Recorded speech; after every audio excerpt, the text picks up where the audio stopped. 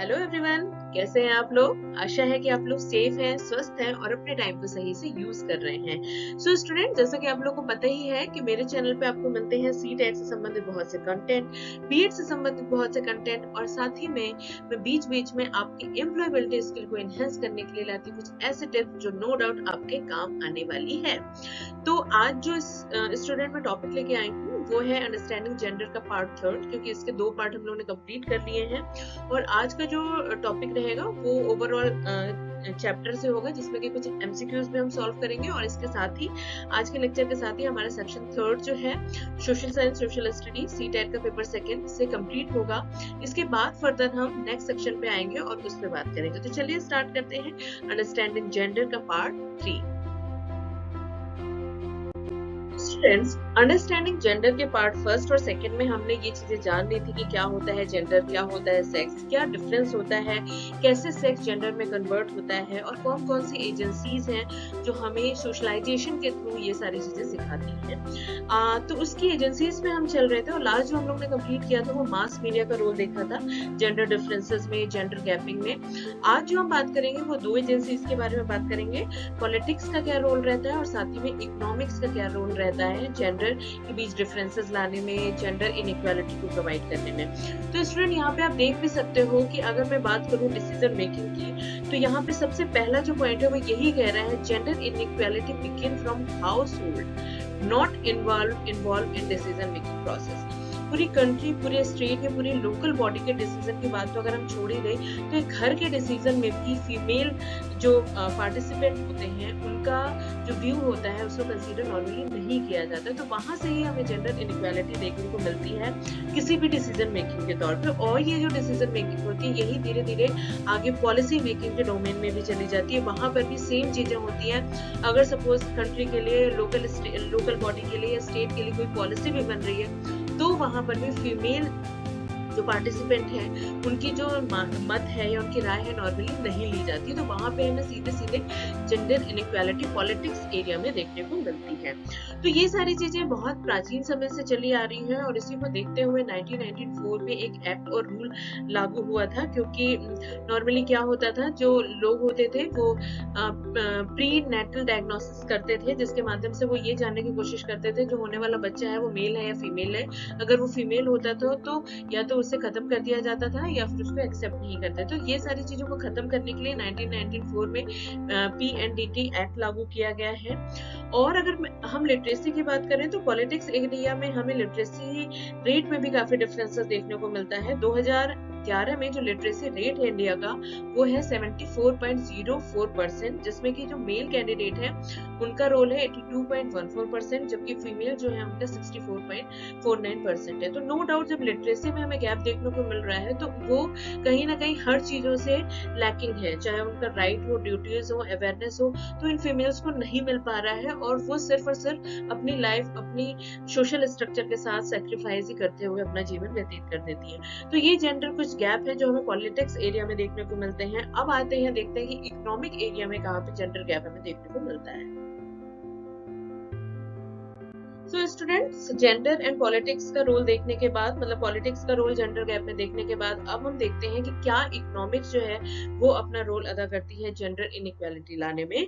तो no doubt अगर हम बात करें तो जो इकोनॉमिक्स होती है उसको ओवरऑल हम 3 पार्ट में डिवाइड करते हैं, मैक्रो, मेसो और माइक्रो इकोनॉमी। तो मैक्रो जो होती है वो ओवरऑल इकोनॉमी को कहा जाता है, जिसमें सारी चीजें आ जाती हैं, किसी भी देश की आय से संबंधित अर्थशास्त्र, वो सारी चीजें आ जाती हैं जो कि मैक्रो के अंतर्गत हम रखते हैं, जिसमें कि जेंडर वेजेस हो गया, सैलरी हो गया, डिवीजन ऑफ एम्प्लॉयमेंट हो गया, everything we include in macro economy. तो मैक्रो इकोनॉमी में अगर हम बात करें जेंडर गैप की, इनइक्वालिटी, तो हमें जो सबसे बड़ा गैप देखने को मिलता है, सेम काम के लिए जो फीमेल कैंडिडेट है उसको कम वेतन मिलता है, जबकि सेम काम के लिए मेल कैंडिडेट को वेतन ज्यादा मिलता है। ये एक बहुत बड़ा गैप है जो कि एक तरीके से देखा जाए तो काफी समय से ये चीज हमारे देश में चली आ रही है, विच इज नॉट राइट। तो सैलरी डिवीजन हमें देखने को मिलता है काफी ज्यादा। नॉर्मली प्रमोशन में भी ये चीजें हमें देखने को मिलती हैं कि फीमेल कैंडिडेट को प्रमोशन काफी मुश्किल से मिलते हैं चीजों को लेके, जबकि मेल कैंडिडेट को प्रमोशन मिल जाते हैं। एनएसएसओ का सर्वे था, नेशनल सैंपल सर्वे ऑर्गेनाइजेशन का एक सर्वे हुआ था 2011 और 12 में, जो कहता था कि जेंडर पे गैप जो है इंडिया में वो है 19.78% के करीब, यानी 20% के करीब हमें जेंडर गैप पे में जेंडर गैप देखने को मिलता है, जो कि एक तरीके से देखा जाए तो सही नहीं है बीइंग ह्यूमन, जब हम राइट की अवेयरनेस की और ड्यूटीज की बात करते हैं। और अगर मेसो की बात करें तो मेसो इकोनॉमी जो होती है वो स्टेट लेवल की होती है, जनरल लॉ बनते हैं, रूल बनते हैं, इसमें पार्टिसिपेशन एंड एक्सेस देखा जाता है। तो वहां पर भी, क्योंकि अभी हमने जस्ट पॉलिटिक्स में देखा, इवन घर के जो डिसीजन होते हैं वहां भी फीमेल जो होती है वो फ्री होके अपने डिसीजन या अपनी बात को नहीं रख पाती हैं। तो नो डाउट जब स्टेट लेवल की बात भी होती है तो वहां पे भी हमें हर लेवल पे जेंडर गैप देखने को मिलता है। और अगर हम माइक्रो इकोनॉमिक की बात करें तो माइक्रो इकोनॉमिक में हम देख सकते हैं फीमेल जो पार्टिसिपेंट है उनका रोल ज्यादा, लेकिन क्योंकि माइक्रो इकोनॉमिक एक बहुत बड़ा बेनिफिशियल एरिया नहीं है, तो वहां पे छोटे छोटे काम में हम जो माइक्रो इकोनॉमिक में फीमेल कैंडिडेट को ज्यादा रखते हैं, which is also not right, क्योंकि हो सकता है उन लोगों को स्किल है जो कि वो मैसो या मैक्रो इकोनॉमिक में अपना पार्टिसिपेशन कर सके, बट उनको वो अपॉर्चुनिटी नहीं मिल पाती है, उनके पास वो राइट नहीं होता है। तो ये सारी चीजें हैं जो कि हमें इकोनॉमिक के थ्रू जेंडर गैप को देखने को मिलती हैं। और साथ ही यहाँ पे एक चीज और बताई जा रही है, कुछ काम ऐसे होते हैं जो फीमेल नो डाउटली करती है, नो डाउटली वो करती रहती है, बट उसका उनको कोई भी पे नहीं होता। Like care work of women is unpaid, चाहे वो बच्चे की केयर हो, फैमिली की केयर हो या बुजुर्गों की केयर हो, ये सारी चीजें वो पूरे अपने 24 घंटे में नो डाउट करती हैं, लेकिन इसके लिए उसे भी कोई भी अर्निंग नहीं होती है।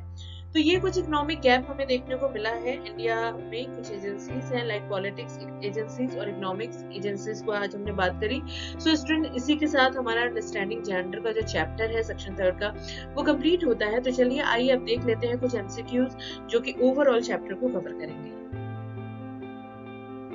स्टूडेंट्स, अब जल्दी से कुछ एमसीक्यू सॉल्व कर लेते हैं जो ओवरऑल अंडरस्टैंडिंग जेंडर चैप्टर से रिलेटेड है, और आई होप अभी तक आपको तीनों ही पार्ट में चैप्टर क्लियर हुआ होगा।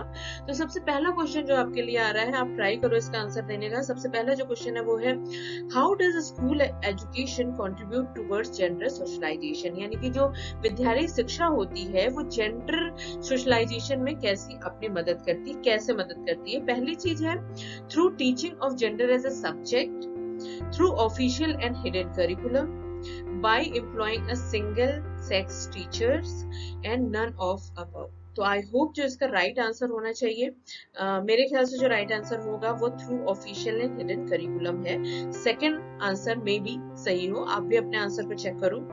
दूसरा क्वेश्चन स्टूडेंट्स आप लोग के लिए आ रहा है, reservation to women in Panchayat Raj institution, जिसे कि PRI कहते हैं, इज प्रोवाइडेड बाय, किसके द्वारा प्रोवाइड किया जाता है पंचायत राज इंस्टीट्यूशन में रिजर्वेशन वुमेन के लिए। Directive principle of state policy के द्वारा, जिसे कि DPSP कहते हैं, या फंडामेंटल राइट्स द्वारा, या 73rd कॉन्स्टिट्यूशनल अमेंडमेंट द्वारा, या नन ऑफ अबव। तो हमें पता है ना फंडामेंटल राइट में ऐसा जिक्र है ना DPSP में ये चीज जिक्र है, तो ऑब्वियसली जो इसका राइट आंसर होना चाहिए वो थर्ड होना चाहिए। 73rd कॉन्स्टिट्यूशनल अमेंडमेंट में reservation to women in Panchayat Raj institution का प्रोविजन रखा गया है। तो ये हुए दो क्वेश्चन। आइए नेक्स्ट और 2 क्वेश्चन पे हम बात कर लेते हैं। So students, next 2 क्वेश्चन आपके लिए आ रहे हैं। क्वेश्चन 3 ये कहता है, a group whose members are related by ancestry marriage और adoption is a, and क्या होगा? ऐसे लोग जो वंशावली या शादी और एडॉप्शन से रिलेटेड होते हैं वो किस चीज में आते हैं? फैमिली, इंस्टीट्यूशन, किनशिप और peer. I hope it's right answer is kinship. You also check your answer. 4th question आ रहा है स्टूडेंट आपके लिए, the socio culture distinction between male and female is called, यानी कि पुरुष और स्त्री के बीच में सामाजिक सांस्कृतिक विभिन्नता या भिन्नता को क्या कहते हैं? Gender, sex, sexism, gender identity. So I think इसका राइट आंसर जो है वो जेंडर होगा। आप भी अपने आंसर को चेक करो।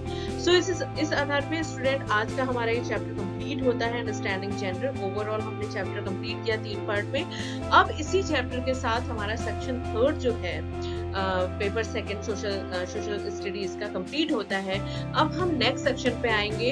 टिल देन आप अपना ध्यान रखो, स्टडी करते रहो, और आपको कभी भी कोई दिक्कत हो रही है या कोई भी डाउट है या कोई टॉपिक आप मेरे से समझना चाहते हो या उसके बारे में आप कंटेंट चाहते हो या लेक्चर चाहते हो, प्रेजेंटेशन चाहते हो, तो प्लीज आप फ्री होके मेरे को बोलो, मेरे को अच्छा लगेगा। और अपना ध्यान रखिए, फैमिली का ध्यान रखिए। Till then bye.